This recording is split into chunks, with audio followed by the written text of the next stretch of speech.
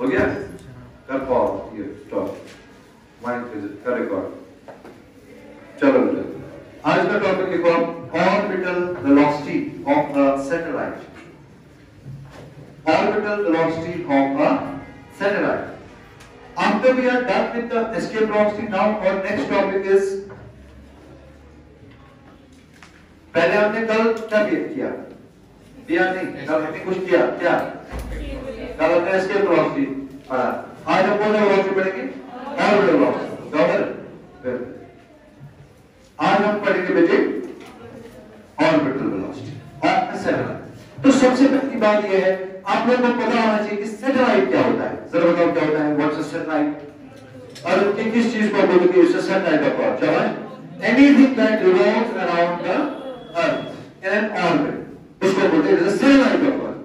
जैसे मून है, moon is a satellite का part. Why? It is revolving around the earth. ये moon को किसने लॉन्च किया है? चाइना ने किया क्या? नहीं, ये तो पहले से था। इसको बोलते जो पहले से ही थे, जिनको अल्लाह ने रखा है ऑर्बिट में, आप बोलते हैं ध्यान का natural satellites. Understand me? So Earth is a natural satellite of Moon. But then there are certain satellites which a man launches into the orbit of Earth. जैसे जियो वाले उड़ गए, जियो वालों ने सैटेलाइट डाल दिया, है ना? कोई कंपनी आ गई, उन्होंने अपना सैटेलाइट डाला, या कोई कंट्री होती है, इंडिया वालों ने कोई कम्युनिकेशन सैटेलाइट डाला, पाकिस्तान वालों ने कोई कम्युनिकेशन, चाइना वालों ने कोई कम्युनिकेशन सैटेलाइट डाला। अब पता समझ? तो those satellites we call as the artificial satellites. तो सैटेलाइट्स कितने तरह के होते हैं मेरे बच्चे? दो। क्या क्या? नंबर 1 नेचुरल सैटेलाइट, नंबर 2 होता है बच्चे आर्टिफिशियल सैटेलाइट। समझ में आया? किस चीज को कहते हैं satellite? Anything that revolves around the earth in a orbit. Orbit किसी भी शेप का हो सकता है, लेकिन हमारा जो यहाँ पर कंसर्न है वो है सर्कुलर ऑर्बिट। सो हमारे लिए the things will reduce to a circular orbit। Last वाले बच्चे ध्यान से देखोगे मेरी ओर, कोई सोएगा नहीं, कोई सोएगा नहीं। अच्छा, now what is the principle of launching a satellite? How do we launch a satellite in Earth's orbit? देखो मैं आपको सिंपल सी बात बोलूंगा, आर्टिफिशियल सॉरी मैं नेचुरल की बात नहीं कर रहा हूं। नेचुरल सैटेलाइट कैसे आया है? nobody knows till now। They say there was a big bang explosion and then this happened, this happened, this happened, but there is not clear cut। अभी तो इनको ये भी नहीं पता है कि जो अर्थ अपनी एक्सिस पे घूमता रहता है, ये रोटेशन में कैसे आया था, ये भी नहीं पता है। ऑरिजिन जब अर्थ बना था तो ये रोटेशन में क्यों आया था, वो भी अभी नहीं पता है। तो साइंस ने अभी इतना एडवांसमेंट नहीं किया है कि वी कैन एग्जैक्टली से what came from what. Okay, so things are going on। We are here talking of not of the natural satellites, we are talking of artificial। artificial satellite को कैसे launch किया जाता है? किसमें? अर्थ का। जैसे आप में से कोई कल किसी को ख्याल आया कि भैया मैं तो सैटेलाइट बनाऊंगा, समझ में आ रहा है? आते हैं ऐसे ख्याल आपको, हम सैटेलाइट बनाएंगे? कभी सोचा है जिंदगी में? आपको क्या बनाने का ख्याल आता है?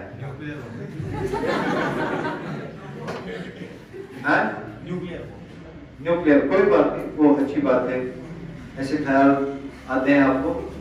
I wish you all the best. और कुछ ख्याल किसी को आता है कुछ बनाने का? मैगी, जिसको मैगी बनाने का ख्याल आता है। और पास्ता, वाजवान, चलो वाजवान बना, कुछ वाजवान में बनाएगा। वाज क्या किसको प्रोग्राम? Nuclear bomb. वाजवान बनाना आता है तो क्या बम बनाएगा? हाँ? बनाएगा तो किसका वो बनाएगा? वो बनाना होता है यूरेनियम। वो कहाँ से बनता है? हाँ? बागान से। बहुत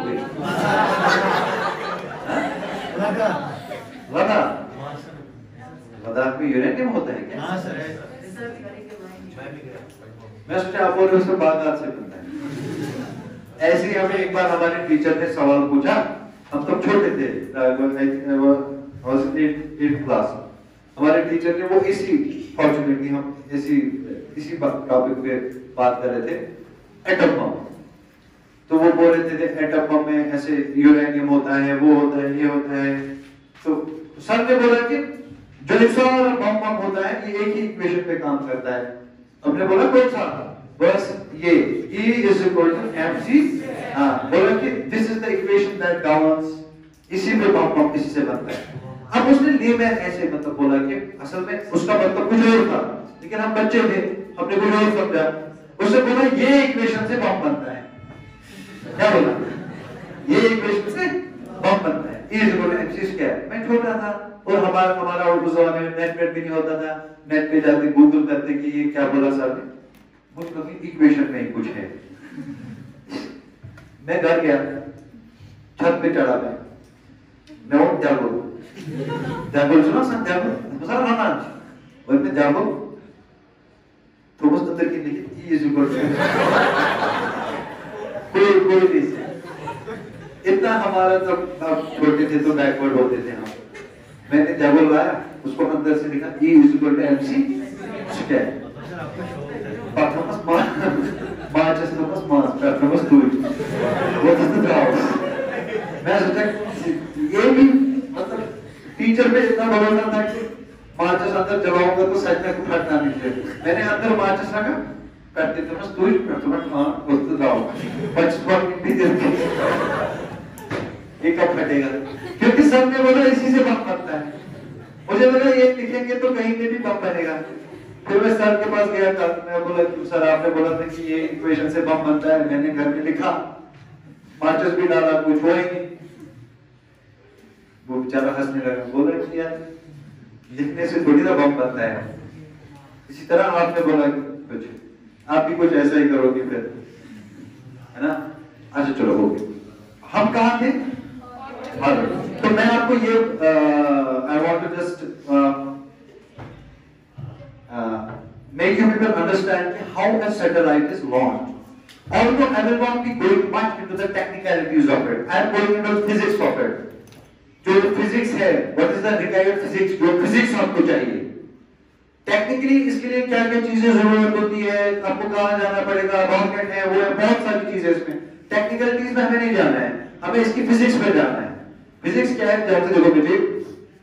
फिजिक्स ये है, लेट अस सपोज ये अर्थ है ना, आप अर्थ की सरफेस पे थोड़ा सा ऊपर गए, किसी टावर पे चढ़े आप, बोले टावर में कितना हाइट रखोगे बेटे? ध्यान से देख मेरी ओर। ये टावर जो है इसमें कोई बॉल है, कोई ऑब्जेक्ट है, आप ऑब्जेक्ट को थोड़ा सा वेलोसिटी दिया हॉरिजॉन्टली, जरा क्या होगा बेटे? ये ऑब्जेक्ट जो है यहाँ गिरेगा अर्थ की अर्थ की सरफेस पे फॉल होगा।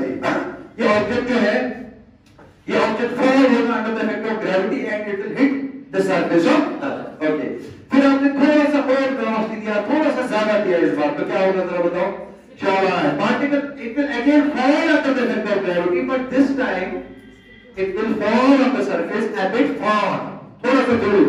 लास्ट वाली छोटी इधर, और थोड़ा सा मेरे बेटे आपने इसको वेलोसिटी दिया तो क्या होगा?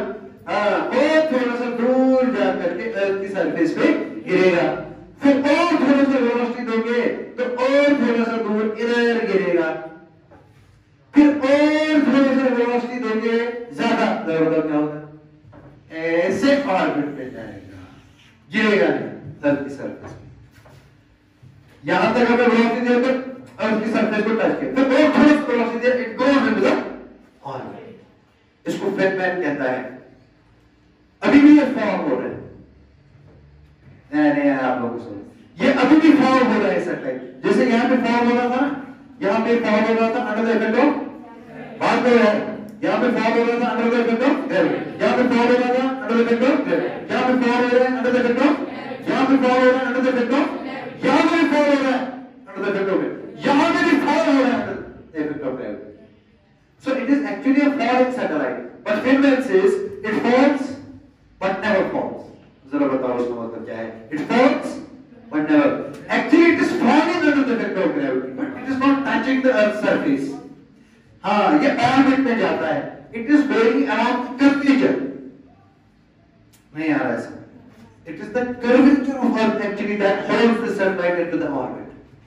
ये कह रहा है किसी के दिन हिट कह रहे हैं यहाँ सरफेस हिट, और सरफेस ना करोगे सर, ये बीच पे और करोगे इसे सर अप्रोच करो नजदीक का। असल में ये अप्रोच कर रहा है किसको? लेकिन कर्वेचर सरफेस ना करो और करते हैं। इसलिए फेनमैन ने बोला इसको the satellite falls but never falls. असल में it is falling under the effect of gravity but the curvature of earth holds the sunlight in the orbit, so it never reaches the surface of Earth. इसीलिए उसने बोला it falls but never falls. ये क्या है? ये it falls and falls, है ना? sunlight का क्या है? It falls under the effect of gravity but never falls. Never falls मतलब it never touches the surface of Earth. It is always going around the curvature of Earth. नहीं आया बेटे समझ। जब आपको सैटेलाइट लॉन्च करना पड़ता है ऑर्बिट में, जब आप सैटेलाइट लॉन्च करते हो ऑर्बिट में, तो आपको ये सैटेलाइट थ्रो करना पड़ता है विद अ पर्टिकुलर वेलोसिटी। नहीं आया आपको ये सैटेलाइट को लॉन्च करना पड़ता है with a particular, that velocity is called as the orbital velocity of the satellite. So what is the orbital velocity of the satellite, Shavash?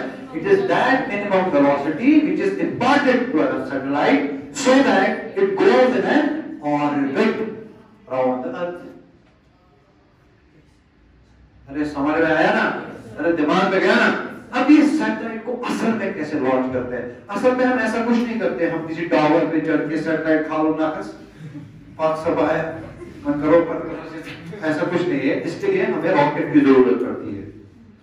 एक लॉन्च ये होता है, लॉन्चिंग व्हीकल होती है, वो रॉकेट जैसा होता है, लॉन्चिंग व्हीकल इसको बोलते हैं। ये लॉन्चिंग व्हीकल के साथ हम अटैच करते हैं क्या? सैटेलाइट। ये लॉन्चिंग व्हीकल पहले अर्थ से ऊपर जाता है किसी पर्टिकुलर हाइट पे, और यहां ये रॉकेट को फायर करता है। ऐसे फायर करेगा, ये सीधा किसमें चला जाता है? ऑर्बिट में। So you need some technology to launch a satellite. This is the exact technology. You need a launching vehicle. You load a satellite into that launching vehicle. Then you project the rocket upwards. Then at a particular height, the two things dissociate. इसमें momentum conservation का बहुत बड़ा हाथ होता है। समझ में आ रहा है? ये launching vehicle के फिर इनके दो हिस्से होते हैं। रॉकेट यहाँ से जाता है, सैटेलाइट को यहाँ से फायर करता है। अगर आपने कोई स्पेस वाली मूवी देखी है आपने? हाँ, आप लोग क्या देखते हैं? कपिल शर्मा बस। और क्या देखते हो आप? नागिन। वो नागिन नहीं देखते? और क्या देखते हो? सीआईडी, दया, ये दरवाजा खुला कैसे खुला, यही देखते हो आप? फिर क्या देखते हो आप? और तो चलो वो ठीक है, उसको देख लिया, उसके बगैर क्या देखते रहते हो? जब आप मूवी देखते हो तो कौन सी मूवी देखते हो? शाहरुख खान की ऐसा देखते हो? देखो जब मूवी देखो तो ऐसी मूवी देखो जो जिससे आपका दिमाग खुले। There are lots of movies. While you watch them, you get a lot of exposure. You come to know a lot of things about science. To watch science fiction. Okay? अब अगर time जाया करना ही है तो कोई अच्छी चीज पे करो। Watch science fiction movies. Space पे बहुत सारी मूवीज बनी हैं जो ये सब दिखाते हैं। हिंदुस्तान ने भी कोशिश किया था लास्ट टाइम, मिशन मंगल। हाँ, काफी इंफॉर्मेटिव मूवी है, अगर आपको देखोगे that's a very good movie. आपकी मतलब अगर आप देखोगे, वो पहली बार मुझे Indian, although it's not of that standard जो होना चाहिए था, they could have told a lot of things, but क्योंकि इनको पता है कि हमारा ऑडियंस जो है वो स्टूडेंट नहीं है, हमारा ऑडियंस तो कॉमन मैन, तो उन्होंने वो समझाया है कॉमन लेमैन लैंग्वेज से कि ये सब कैसे होता है, सैटेलाइट कैसे लॉन्च होता है, वो सब ये सब। क्योंकि उसमें तो वो चंद्रयान, वो तो मून का सैटेलाइट ही तो लॉन्च करा ना, उसमें वो स्लिंगशॉट मैकेनिज्म के बारे में बहुत बातें होती है। You should watch those things, उसमें कोई बड़ी बात नहीं है। या स्पेस में कोई जो मूवी बनी है हॉलीवुड, वो देखो, वहां आपको क्लियर वो दिखाते हैं कि कैसे सैटेलाइट को लॉन्च किया जाता है। या यूट्यूब पे आप सीधे सर्च कर सकते हो कि how the satellite is launched, तो पूरा आप वो सब देख सकते हो। But I am here not interested in that stuff. Our job is to find the our job is to do the physics of that. What physics do we need to launch a satellite into the Earth's orbit? क्या लिखा हमने orbital velocity क्या होता है? जल्दी बोलेगा शाबाश. It is the minimum velocity imparted to a satellite such that it goes into an orbit of Earth. देखो, it is the minimum velocity imparted to a satellite.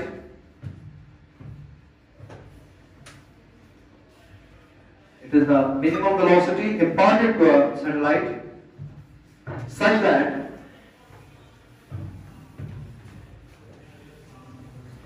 it is a minimum velocity imparted to a satellite such that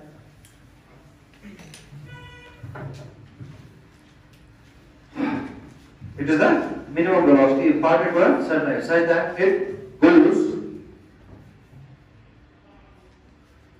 into an orbit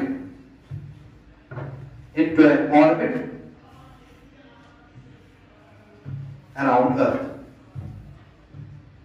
Around or for that matter any other planet. तो हम तो अर्थ पे ही रहते हैं, तो हम अर्थ से ही launch करेंगे, है ना? शाबाश. अगला पॉइंट लिखेंगे. Consider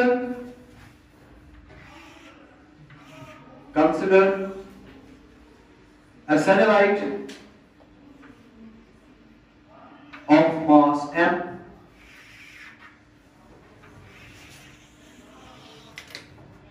Consider a satellite of mass m revolving around the Earth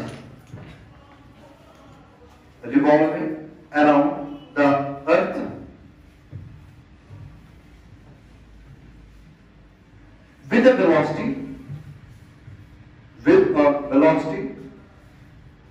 कितना है वेलोसिटी बेटे? VO. VO मतलब एक कौन सा वेलोसिटी है? Orbital velocity. शाबाश. with a velocity VO in an orbit of radius कौन सा और? in an orbit of radius small. ये जो ऑर्बिट में है सैटेलाइट के ऑर्बिट का रेडियस कितना बेटे? Small. Very good, very good. Full stop करके लिखो. let m be the mass of Earth and capital R be its radius. Let m, capital M, Earth का, let m be the mass of Earth and capital R be its radius. Whose radius? So दोनों radius है. बता क्या गया? Number 1 is the radius of Number 1 is the radius of Earth. Number 2 is the radius of orbit. What is the radius of orbit? Small r. What is the radius of Earth? Capital R. What is the distance between the center of Earth and the satellite? What is the distance between the center of Earth and the satellite? Small r. अरे नहीं आया समझ रहे हैं ना? अगला लिखेंगे बेटे. The centripetal force required by the satellite is given by the centripetal force required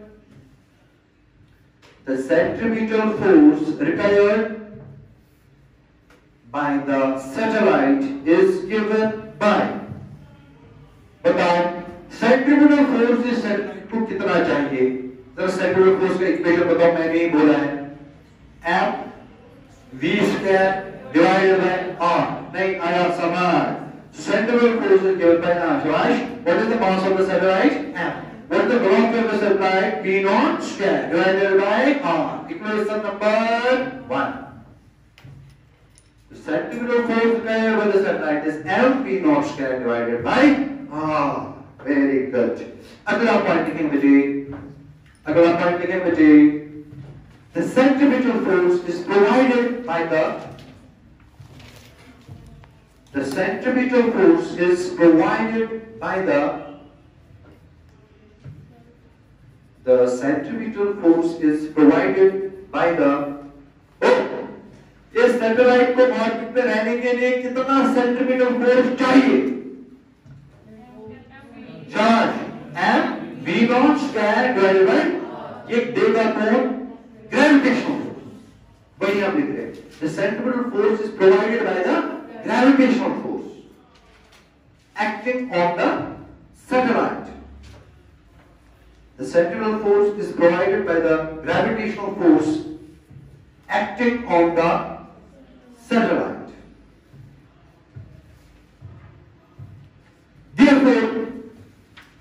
Therefore, क्या मुझे वो बोलेगा how much is the gravitational force acting on the satellite या how much is the gravity acting on the satellite या जल्दी बोलेगा Newton of gravitation याद है मुझे क्या G m1 m1 क्या होते हैं कैपिटल M m2 क्या होते हैं small m divided by distance is r square is equal to m v naught square divided by r.